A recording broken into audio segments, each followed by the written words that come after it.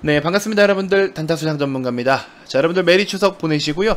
자, 오늘 사실 음력으로 따지면은 제가 생일이긴 한데 근데 보통 이제 또 젊은이들은 이제 양력으로 또 하지 않습니까? 그래서 저도 사실 공식적인 생일은 양력으로 하지만 음력으로도 사실은 제가 또 추석날이 생일이기도 하긴 합니다. 아무튼 뭐 그렇다고요. 자 여러분들 어쨌든 간에 구독 아직 안 누르신 분들 제 생일 선물 겸 구독 한 번씩 눌러주시면 대단히 감사하겠습니다. 자, 카카오뱅크 제가 너무 길게 이렇게 말씀드리진 않고 최근 올려드렸던 이렇게 두 번의 영상, 연휴간에 이제 토요일날 한 번, 어제 한 번 올려드렸던 영상에서는 시장에 대한 브리핑을 정말 많이 말씀을 드렸어요. 자, 오늘은 이제 카뱅 기준으로만 짧고 굵게 말씀을 좀 드려볼 텐데 우리가 주식을 매매할 때는 사실 이 주식을 지금 어떤 주포가 어떤 식으로 다루고 있냐가 굉장히 중요하거든요. 카카오뱅크 기준으로 했을 때 저는 지금 어떤 부분이 좀 포인트다라고 좀 꼽고 싶냐면, 자, 일단 첫 번째 수급을 좀 살펴보시면 상장 후부터 연기금이 지속적으로 매집은 좀 하고 있어요. 그리고 중간에 이제 블록딜 한번 나와가지고 1조 원대 이렇게 또 매도가 있기도 있었지만 어쨌든 연기금이 비중을 좀 채워가는 모습들이 나타나주고 있는데 이때 한번 물량을 다 털어놓고 다시 좀 비중을 채워가고 있는 상황이긴 합니다. 그때 어때죠? 언제죠? 요때인가요? 오전국 1조 원, 좀 1조 원 가까이였던 것 같은데 그렇게 해서 좀 매도를 했던 날이 있긴 있고, 그래서 이게 매집이라고 한다면은 사실 유통 물량을 갖다가 다 매집을 해버리면 어느 순간까지는 매수를 했을 때 더 이상 매수를 못하는 상황이 언젠간 발생될 거 아닙니까? 그러니까 이제 약간 연기금이 저렇게 매집을 꾸준하게 하는 스탠스는 제가 봤을 때는 장기적 관점으로 은행주들의 어떤 지분을 좀 일부 비중을 보유하고자 하는 장기적 관점으로 그런 느낌이지 않나라는 생각이 한편으로 좀 들어요. 카카오뱅크가 일단 지금 현재 종가 기준으로 했을 때 시가총액이 32조 정도가 되는데, 그 다음에 이제 KB금융을 놓고 보시면은 시총이 21조 정도, 신한지주가 한 19.9, 거의 20조예요. 거의 20조 정도가 되고, 그 다음에 우리금융지주 같은 경우에는 한 8조 정도, 그 다음에 하나금융지주 같은 경우에는 13조 정도 이렇게 좀 모습을 나타내주고 있는데, 글쎄요, 금융주들의 전체적인 거와 비교를 했을 때 당연히 여러분들도 아시다시피 카카오뱅크가 조금 비싸다라고 느끼시는 거는 알고 계실 거예요. 신한지주도 사실은 우리가 과거에 매매를 정말 잘했던 종목인데 이거는 정말 이때 당시에는 10년에 한 번 나오는 역대급의 기회라고 제가 분명히 설명을 다 드렸습니다. 왜냐면 우리가 금리가 치솟고 금리가 최정점을 찍을 때가, 그때가 금융주들의 어떤 매매하기에 가장 좋은 사이클이에요. 그래서 금리에 굉장히 민감하게 반응을 보일 수밖에 없기 때문에 금리로서 전반적인 이익이나 이런 것들이 좀 큰 등락을 보이니까 당연히 금리가 최고점 찍었을 때는 이제 꺾일 국면만 남아있다라고 한다면은 당연히 매도를 해야 되는 상황이고, 경제적 어떤 경기적 사회적 문제, 그러니까 뭐라 해야 됩니까? 리먼 사태도 마찬가지였고, 미국발 금융위기 마찬가지고, 우리나라 IMF 마찬가지고, 최근 코로나 때 마찬가지고, 경기가 어렵거나 금융발 리스크가 발생을 한다라고 할 때는 전체적으로 금융주들이 대폭락이 나오니까 그때는 반드시 여러분들이 매도를 하셔야 되고, 워렌 버핏도 이때는 요런 시기에는 다 손절 쳤던 시기였어요. 근데 여러분들 뭐 우리가 뭐라고 이걸 그렇게 저기 막 어거지로 들고 갑니까? 아니다 싶을 땐 잘라버리고 밑에서 다시 사가지고 수익을 크게 보는 게 훨씬 이득이지, 그죠? 그래서 금융주들 매매하는 거는 사실 생각보다 그렇게 어렵지가 않아요. 그리고 금융주들 같은 경우에는 배당도 또 잘 나오니까 투자 매력도 좀 높긴 높죠.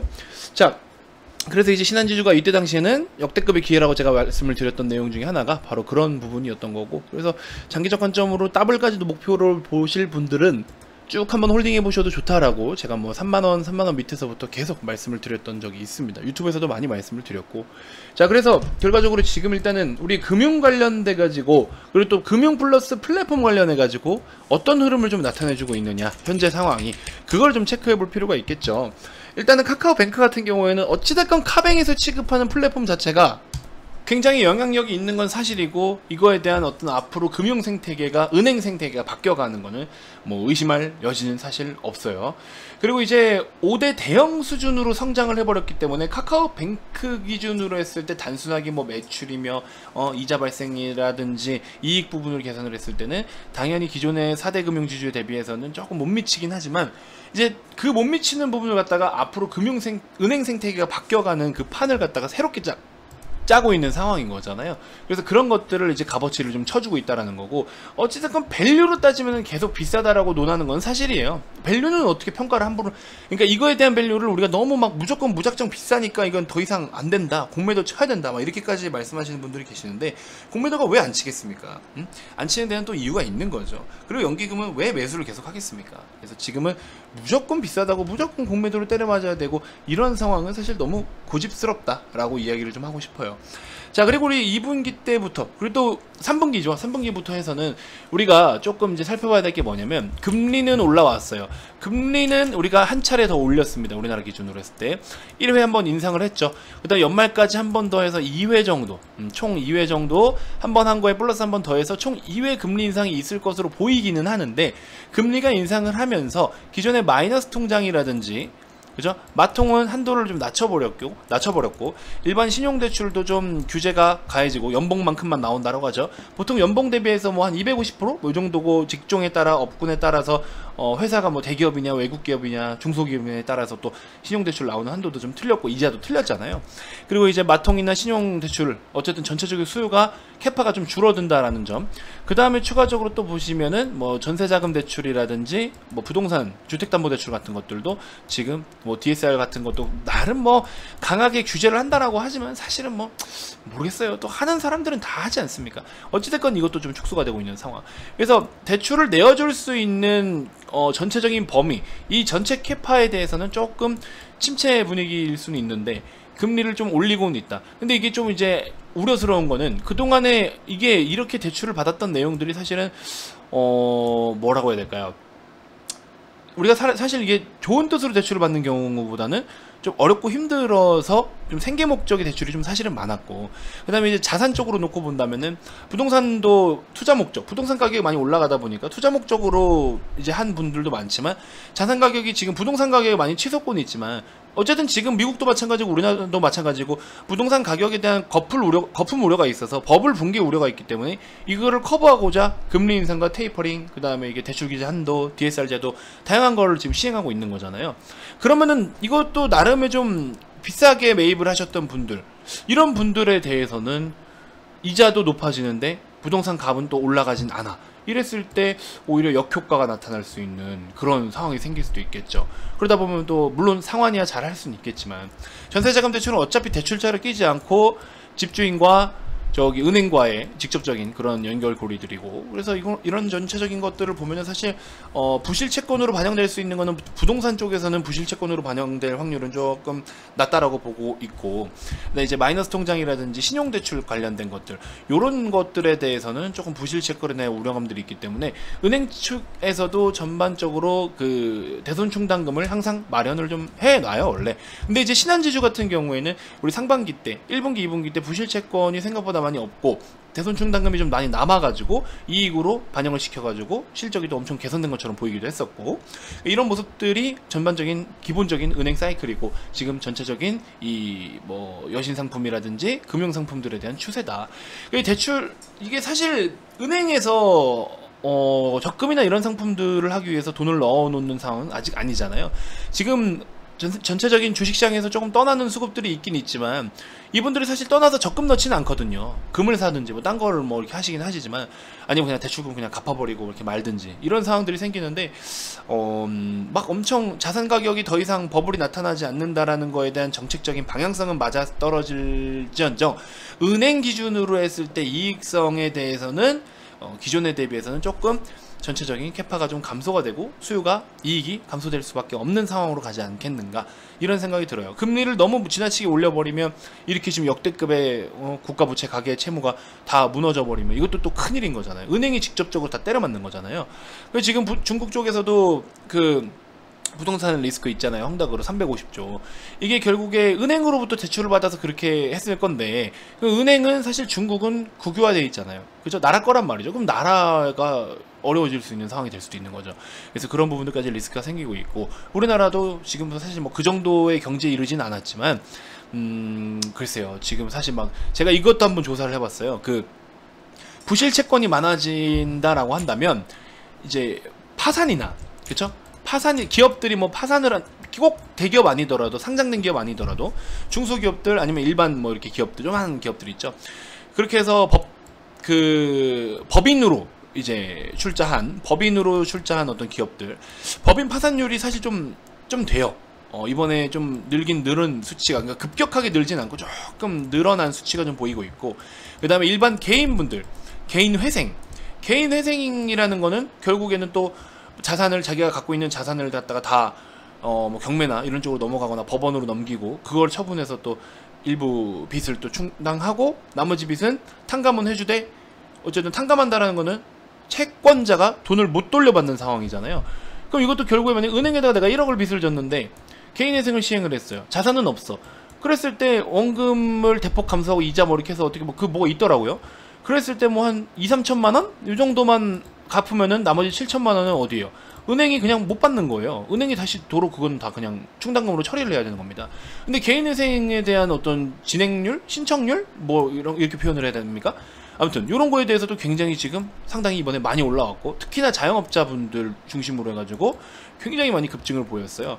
그래서 이런 것들이 결국에 은행 쪽에 부실채권으로 반영이 될 확률이 높다. 근데 대출 상품도 보시면은요 기본적으로 1금융권에 가면은요 저기 보니까는 자영업자분들을 위한 자영업 대출이 좀 있기도 하고 또 햇살론이라든지 뭐 세희망 홀씨 뭐 이런 것들도 있는 것 같고 또 뭐가 있었는데 기억이 안 나네. 하여튼 정부에서 어느 정도 좀 이렇게 커버해 줄 수 있는 그 보증보험에서 일부를 보증보험을 적용을 시켜줄 수 있는 정부 지원 상품이라고 해야 됩니까?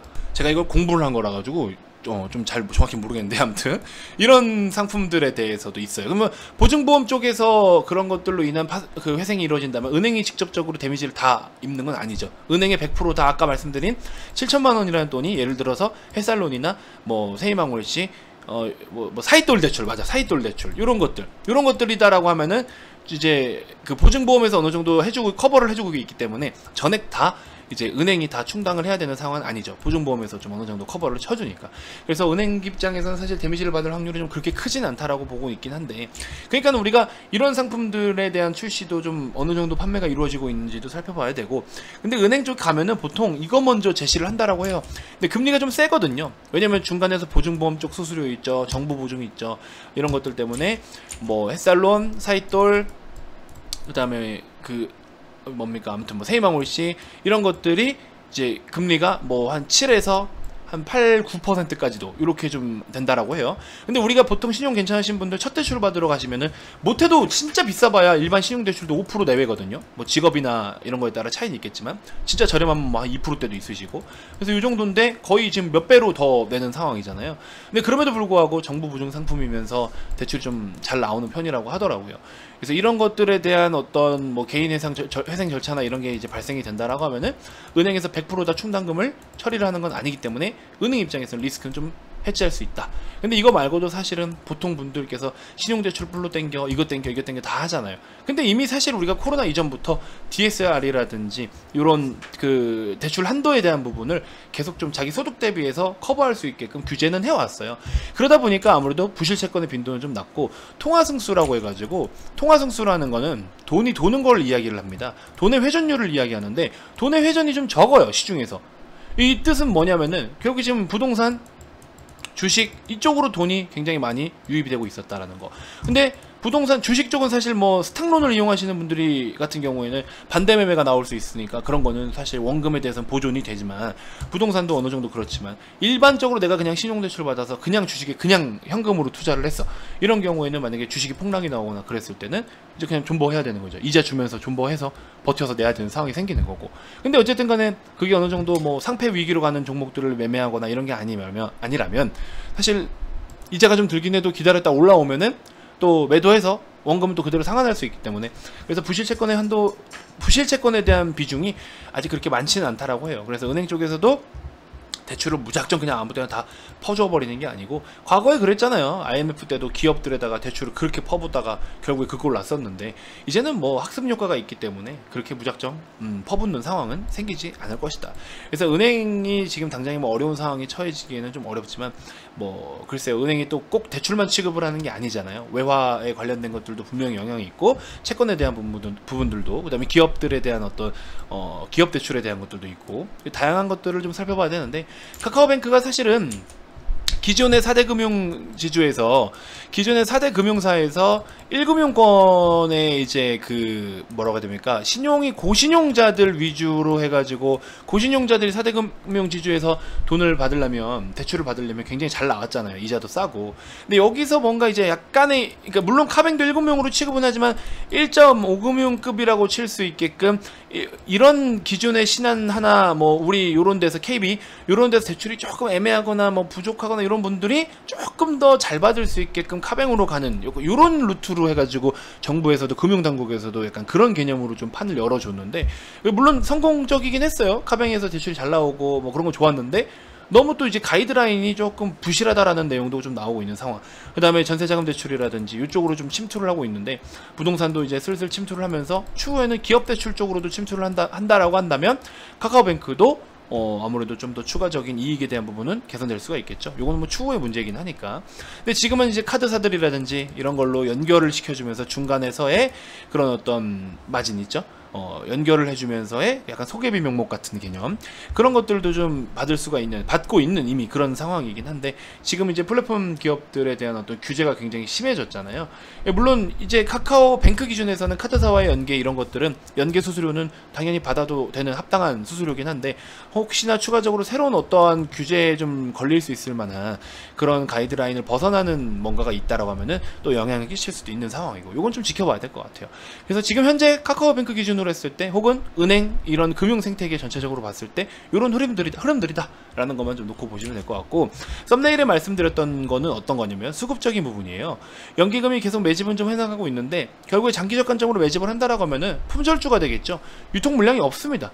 유통 물량이 없는 상황이 되어버리면은 나중에는 참 강제적으로 장투를 해버릴 수밖에 없는 상황이 생길 수도 있는 것이고, 그런 것들도 한번 참고를 좀 해보시고, 어쨌든 은행주들은 이렇게 또 연기금 같은 장투를 선호하는 그런 메이저 주체들은 배당에 대한 매력도 있고 하기 때문에 비중을 많이 확보해 가려는 그런 습성이 좀 있기도 있습니다.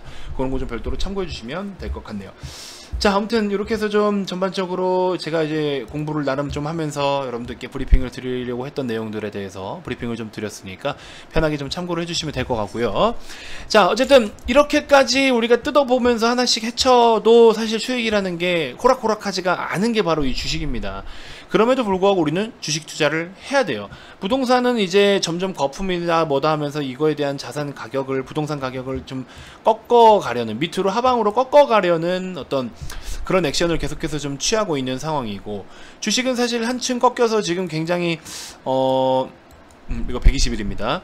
주식시장은 굉장히 좀 어렵다라고는 하지만, 사실 이번에 이제 9월도 거의 다 갔잖아요. 10월달까지만 좀 위기를 넘기면은 제가 봤을 땐 진짜 좋은 기회가 옵니다. 연말에는 3,000 후반까지, 3,700~800포인트까지 보고 있기 때문에 지금 9월에서 10월달만 잘 넘기면 여러분들 정말 큰 기회를 잡으실 수가 있다. 제가 이런 내용에 대해서는 계속 말씀을 드렸고, 뭐 삼성전자 72,000원대까지 온다 했을 때 아무도 안 믿었고, 카카오를 그때 일찍 매도를 했고, 저는 뭐 12만원, 11만원대에서 다시 좀 잡자라고 했는데, 그 가격대도 사실 안 온다라고 말씀하셨던 분들이 많았고, 11만원은 사실 좀 오버라고 생각을 했어요. 근데 이제 이번에 규제를 통해서 11만원까지도 올 수 있는 확률도 충분히 뭐 길이 열렸고, 12만원까지 빠질 수 있다라고 했는데 12만원도 결국에 빠져버렸고, 시장도 지그재그 형식의 하락을 보일 수 있다라고 말씀을 드렸는데, 결국에 시장도 지금 현재 기준으로 했을 때는 지그재그 형식의 하락을 보이고 있습니다. 그렇죠? 이런 것들 단타 수장이 늘 꾸준하게 말씀드리는 내용들인데 다 그렇게 가고 있어요. 그러니까 주식 앞에서는 고집을 피워서는 안 돼요. 저도 무조건 제 말이 맞다는 아닙니다.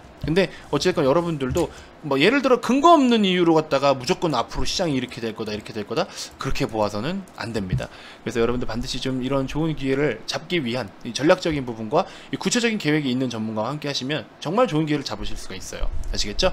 이벤트 꼭 참여해 주셨으면 좋겠고요. 역대급의 기회를 함께 잡으실 분들 기존에 30일에 추가 30일을 드리니까 44만원 추석 이벤트 참여하시고요. 기존 60일에 추가 60일 총 120일 이용하시면서 77만원 이벤트 많은 참여 부탁드리겠습니다.